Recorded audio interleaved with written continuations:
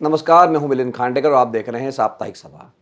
साप्ताहिक सभा के इस विशेषांक में हम चर्चा करेंगे इंडिया टुडे के मूड ऑफ द नेशन पोल का, जो कि हर साल 2 बार होता है, एक बार जनवरी के महीने में और फिर अगस्त के महीने में। तो ये जो पोल होता है ये हमें बताता है इस समय देश का मिजाज कैसा है, अभी चुनाव हुए तो किसका पलड़ा भारी रहेगा। और इस बार के जो आंकड़े आए हैं उसमें पहली हेडलाइन तो ये है कि एनडीए की दोबारा से सरकार बन जाएगी, लेकिन इसमें ध्यान देने की बात यह है कि एनडीए की सीटें जो जनवरी में बढ़ गई थी वो अगस्त में आते आते कुछ कम हो गई है। दूसरी बात, प्रधानमंत्री नरेंद्र मोदी की लोकप्रियता लगभग जहां थी उससे बहुत मामूली गिरावट हुई है, लेकिन वो नंबर 1 पर निर्विवाद रूप से बने हुए हैं। दूसरी जो बात निकल के आती है लीडरशिप के मामले में कि राहुल गांधी पहले से, चाहे उसको आप विपक्ष के नेता हो जो मोदी को चैलेंजर के तौर पे देखा जा रहा है हो, या प्रधानमंत्री के रूप में जो उनकी पसंद है, उसमें भी राहुल गांधी की रेटिंग बढ़ी है। तीसरी बात यह है कि केंद्र सरकार को जो ऑपरेशन सिंदूर से ऐसा लग रहा था कि कोई लाभ होगा, तो बहुत ज़्यादा फायदा उससे नहीं मिला है। और इसी से जुड़ी हुई बात है कि जो सरकार से निराश लोगों की संख्या या जो उससे खुश नहीं है वो बढ़ी है, जो कि अच्छी खबर नहीं है केंद्र सरकार के लिए। तो इस मूड ऑफ द नेशन पर बातचीत करने के लिए मेरे साथ जुड़ रहे हैं सी वोटर के फाउंडर यशवंत देशमुख। यशवंत, बहुत बहुत स्वागत है आपका। धन्यवाद मिलिंद। तो यशवंत, सबसे पहले तो हम जो हेडलाइन नंबर है सीटों का, आपका जो पोल कहता है कि 324 सीटें मिलेंगी एनडीए को और 208 सीटें मिलेंगी इंडिया को, जो कि अगर आप पिछले साल का लोकसभा चुनाव देखेंगे तो उसके मुकाबले कम से कम 30 सीटों का फायदा एक तरफ हो रहा है और 30-32 सीटों का नुकसान इंडिया को हो रहा है। लेकिन बातचीत शुरू होने से पहले, जैसे यशवंत आपने बताया कि जनवरी में ये नंबर एनडीए का बढ़ गया था, वो अब घट गया है और खास करके ऑपरेशन सिंदूर के बाद ये सर्वे हुआ है। तो मतलब जो उछाल असेंबली इलेक्शन में जीत के बाद दिख रहा था एनडीए के लिए, वो वापस गिर रहा है और कांग्रेस या इंडिया थोड़ा चढ़ रही है। जी, बिल्कुल सही कहा मिलिंद आपने, क्योंकि बेसलाइन अगर आप 2024 का लोकसभा देखेंगे तो बेसलाइन में आपको लगेगा कि एनडीए को लाभ हो रहा है। लेकिन अगर आप बेसलाइन मानेंगे पिछला मूड ऑफ द नेशन यानी जनवरी वाला, तो एनडीए को नुकसान हो रहा है। अब ये थोड़ा सा विचित्र इसलिए है क्योंकि जो जनवरी का एमओटीएन हुआ था उसके बाद में ऑपरेशन सिंदूर इतना बड़ा हुआ।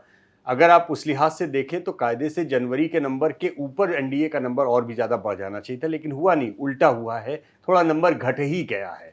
तो स्वाभाविक सी बात है कि ये प्रश्न उठता है कि आखिर सिंदूर, ऑपरेशन सिंदूर और इसका लाभ क्या एनडीए को नहीं मिल पाया, उसका फ़ायदा कुछ नहीं मिल पाया। तो उसका सीधा सा जवाब है कि नहीं मिल पाया। मतलब सच्चाई यही है, क्योंकि हमने अगर आप जानते हैं कि सी वोटर का ट्रैकर रोज़ चलता है, एमओटीएन पिछले 25 साल से हम लोग कर रहे हैं, हर साल में 2 बार, जैसा कि अभी आपने बताया। तो हमने इस डेटा को कंपेयर किया दरअसल मिलिंद, जब बालाकोट का ऑपरेशन हुआ था और उस समय जो बम्प मिला था और कितने दिन के लिए वो बम्प चला था।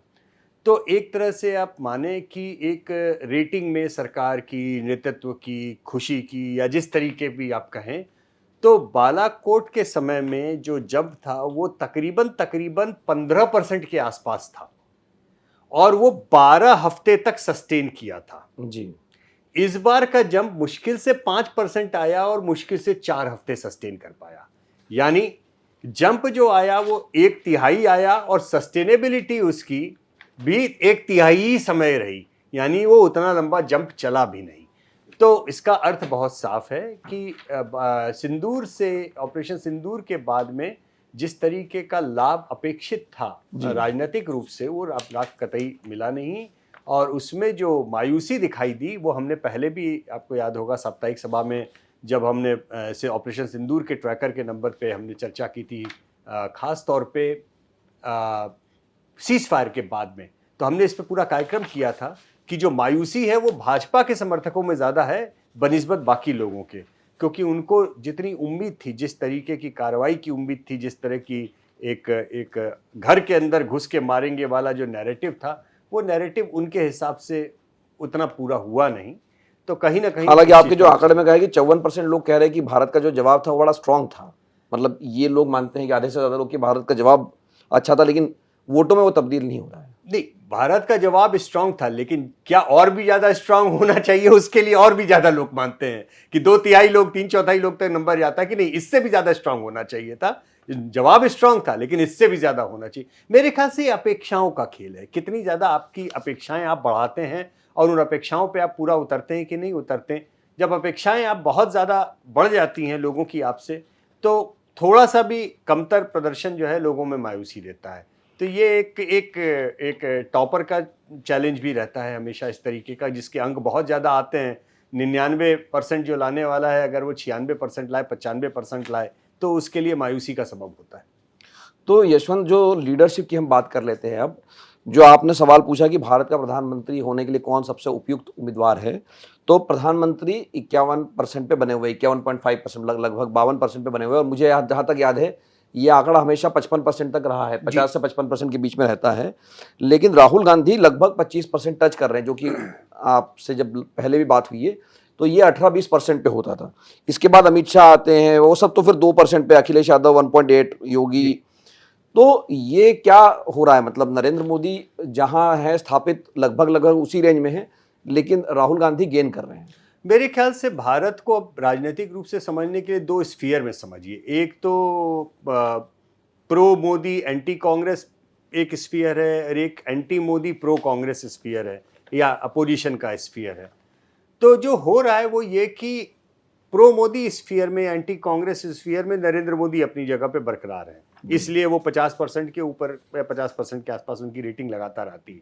लेकिन आधा हिंदुस्तान जो कि एंटी बीजेपी कह लीजिए या अपोजिशन स्फीयर कह लीजिए, वहां पे अब राहुल गांधी नंबर 1 उभरते जा रहे हैं, क्योंकि बाकी नेताओं की रेटिंग श्रिंक हो रही है। तो राहुल गांधी जी का जो उभार हुआ है वो दरअसल ममता बनर्जी जी की जो रेटिंग थी उसकी कीमत में, नेशनल रेटिंग की बात बता रहा हूँ, राज्य की नहीं, प्रधानमंत्री पद के रूप में, या अरविंद केजरीवाल या बाकी लोगों की जो रेटिंग थी, वो अब एक साइड में होकर के राहुल गांधी जी के लिए वापस आ रही है। और ये ट्रेंड दरअसल लोकसभा चुनाव के ठीक पहले भी हुआ था, और हर बार जब जब नेशनल इलेक्शन आता है तब ये ट्रेंड होता है मजबूत, और नेशनल इलेक्शन के बाद में ये घटता है, स्थानीय अपोजिशन लीडर ऊपर जाते हैं।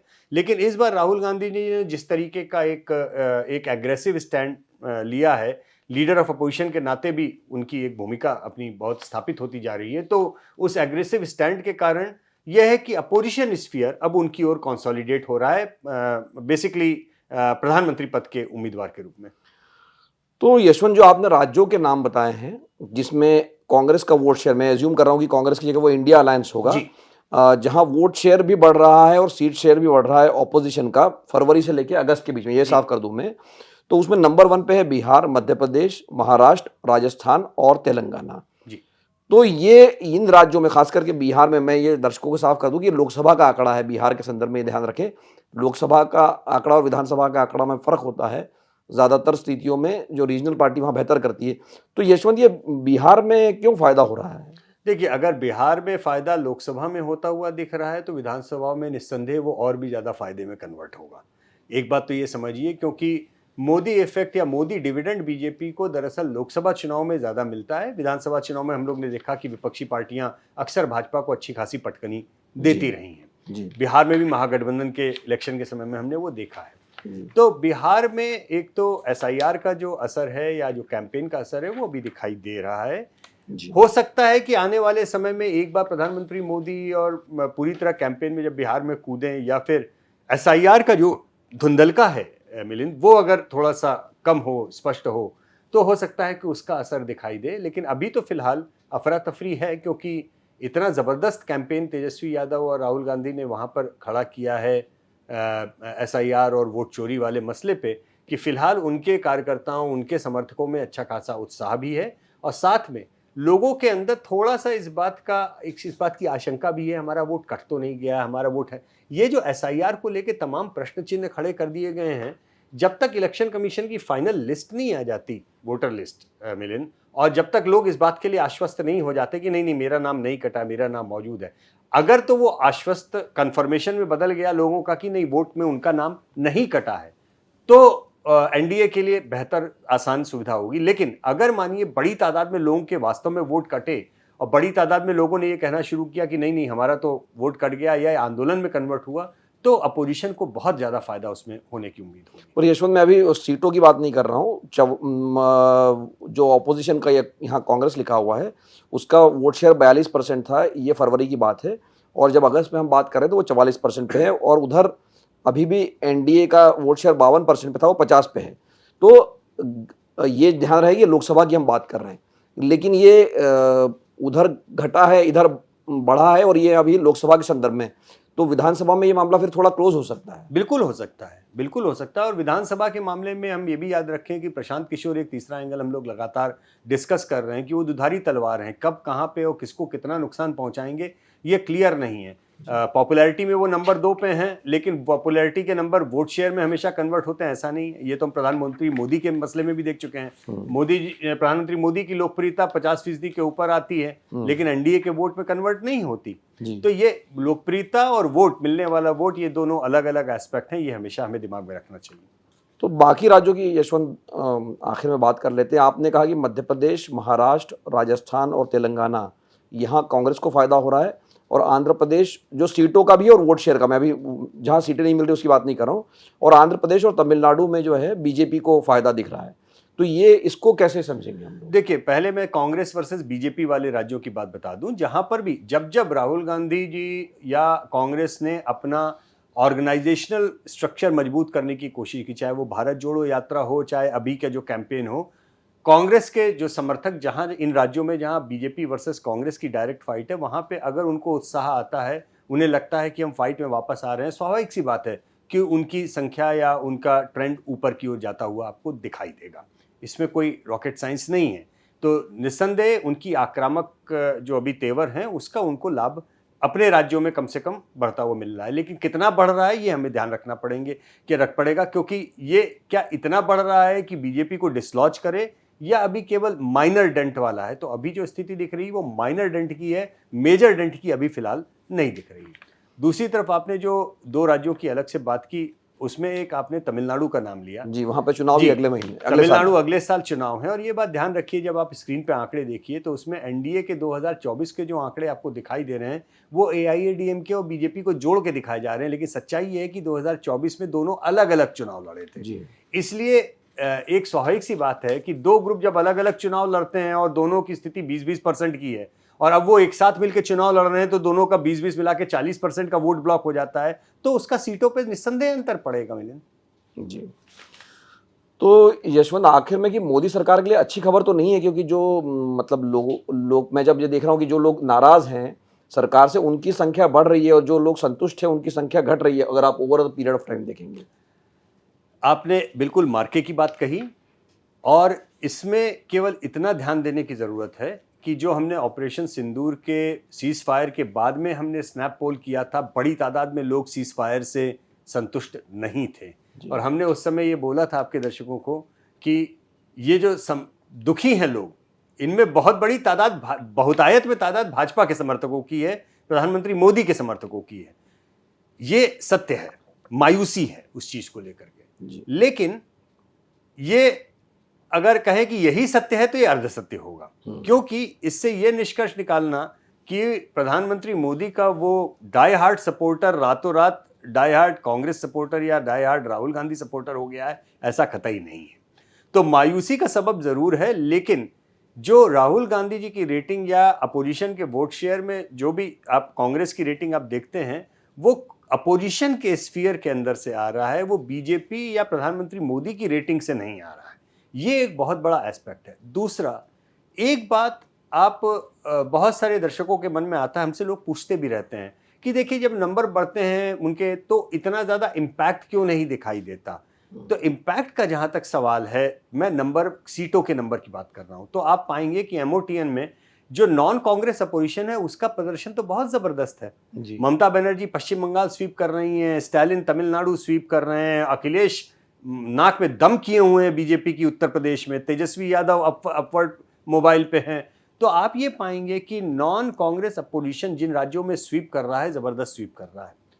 कांग्रेस का ग्राफ बढ़ रहा है, लेकिन वो अभी बीजेपी को डैमेज करने तक की स्थिति में इसलिए नहीं पहुंचा है क्योंकि एक बेसिक बात मिलिंद आप समझिए, जब आप कांग्रेस के इंडिविजुअल वोट शेयर और बीजेपी के इंडिविजुअल वोट शेयर को देखते हैं, आप लगातार सारे ट्रैकर देखिए, चाहे एक्चुअल लोकसभा और विधानसभा चुनाव के नतीजे देखिए, तो कांग्रेस का नेशनल वोट शेयर का बेसलाइन 20% है जी खराब से खराब स्थिति में भी 19%, 18.5 पहुंचा, लेकिन 20% बेसलाइन में बोल रहा हूं। जी बीजेपी का आज की तारीख में बेसलाइन 40% है, यानी कांग्रेस के मतों का दुगना। जी सिमिलरली पिछले 10 साल के सारे ट्रैकर आप उठा लीजिए, सारे एमओटीएन उठा लीजिए, राहुल गांधी जी की बेसलाइन, जब हम एक तरीके से जिसे सर्वे की भाषा में 2 हॉर्स रेस कहते हैं, जब हम एक सवाल ये पूछते हैं ना कि अच्छा बाकी सारे कैंडिडेट्स को भूल जाइए और ये बताइए कि आप केवल नरेंद्र मोदी और केवल राहुल गांधी में से किसी एक को प्रधानमंत्री बनाना चाहेंगे तो आप किसको चुनेंगे?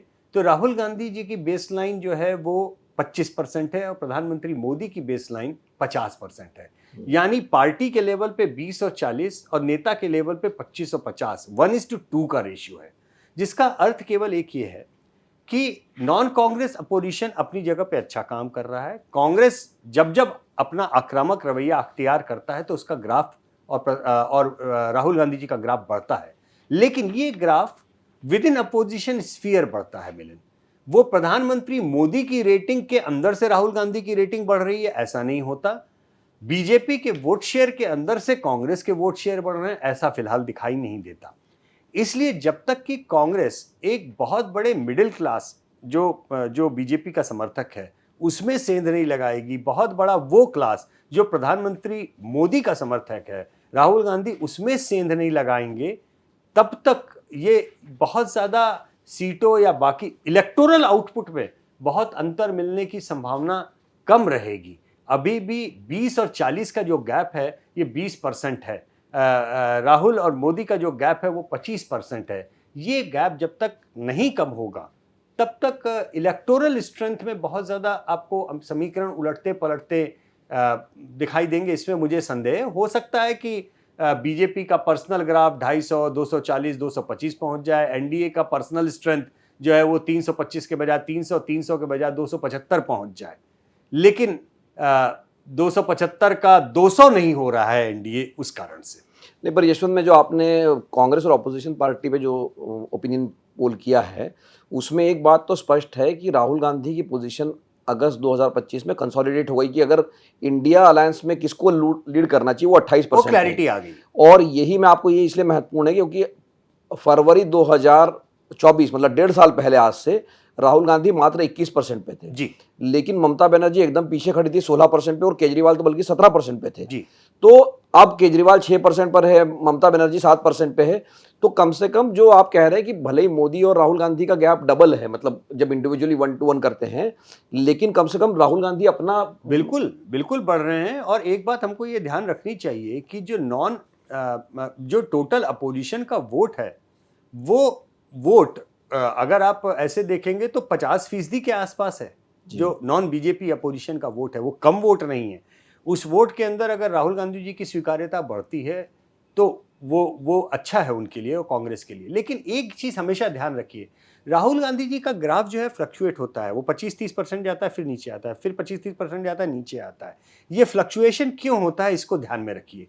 उसका फ्लक्चुएशन का कारण ये है कि राहुल गांधी जी के आक्रामक कैंपेन और एक्टिविटी के फेजेस आते हैं। ये हम सब ने पिछले 11 साल में ऑब्जर्व किया। एकदम से आक्रामकता बढ़ती है, फिर उसके बाद में थोड़ा धीमे हो जाती है, फिर एकदम से बढ़ती है, फिर धीमे हो जाती है। तो कंटिन्यूअस आक्रामकता उनको मेंटेन करनी पड़ेगी अगर वो इस सब थ्रेशोल्ड को क्रॉस करके वो मोदी के खिलाफ राहुल गांधी मेन चैलेंजर हैं, इसमें अब कोई शक नहीं, पहले भी नहीं था। लेकिन इसको अब अगले लेवल पे ले जाने के लिए ये आक्रामकता उन्हें लगातार जारी रखनी पड़ेगी, बिना छुट्टी लिए, बिना अवकाश लिए। तो ये शायद ये महत्वपूर्ण बात होगी और अगर वो इसको मेंटेन रखते हैं as a leader of opposition तो उनका ग्राफ हम लगातार निगाह रखेंगे ट्रैकर्स में भी और अगले एमओटीएन तक देखेंगे कि कितना और आगे बढ़ रहा है। तो इसी से जुड़े हुए 2 आंकड़े यशवंत, में आखिर में इस पर आपकी एक टिप्पणी चाहूँगा।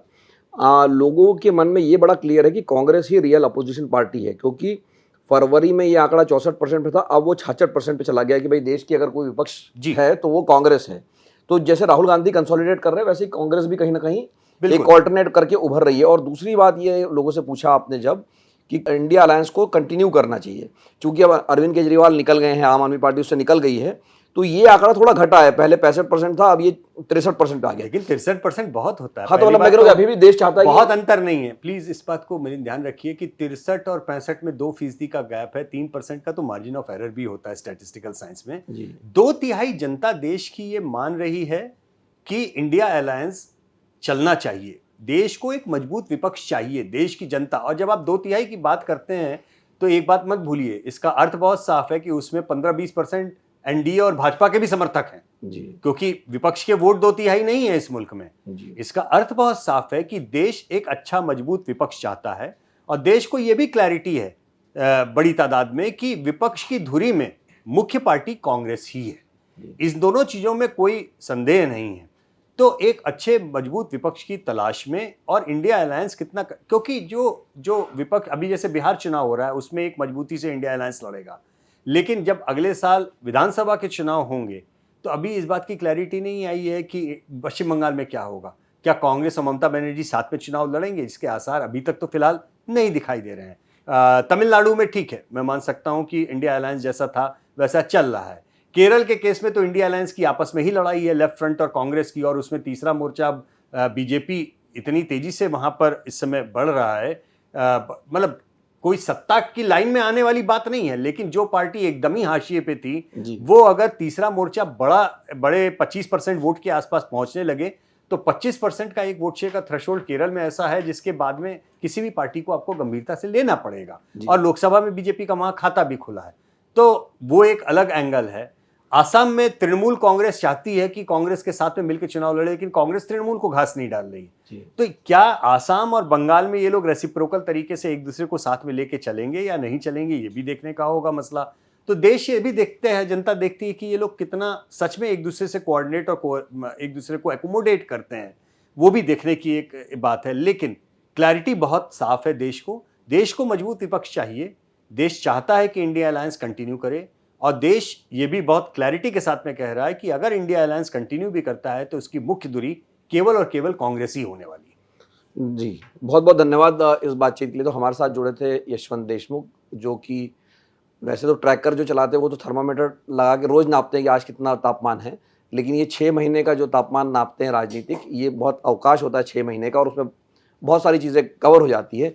तो मेरा मोटा मोटा आकलन ये है कि अभी भी एनडीए या बीजेपी को बहुमत मिल सकता है, लेकिन कुल मिला के जो राजनीतिक स्थिति है जहां पर विपक्ष मजबूत हुआ है लोकसभा चुनाव 2024 के बाद, वो लगभग कमोबेश वही स्थिति बनी हुई है, और लोगों की चिंताएं बढ़ी है, खास करके रोजगार को लेकर, अर्थव्यवस्था को लेकर, सरकार से कुछ नाराजगी भी बढ़ी है। तो ये तापमान यशवंत अब अगली बार जब नापेंगे, वो हमारे लिए तो नापते रहते मंथली ट्रैकर का, लेकिन वो अब जनवरी में आएगा। तो इस बातचीत के लिए बहुत बहुत धन्यवाद यशवंत। धन्यवाद।